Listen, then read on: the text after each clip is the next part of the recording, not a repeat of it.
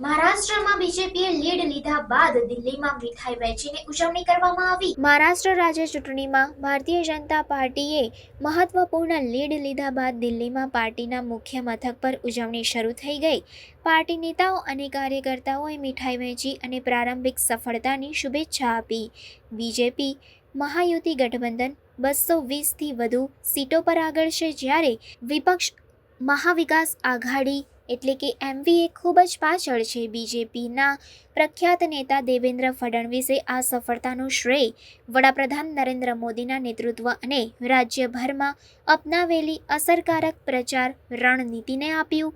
મુખ્ય મથક પર વાતાવરણ ઉત્સાહભર્યું હતું। સમર્થકો સૂત્રોચ્ચાર કરી રહ્યા હતા અને મહારાષ્ટ્રમાં પાર્ટીના ભવિષ્યના શાસન વિશે આશાવાદ વ્યક્ત કરી રહ્યા હતા।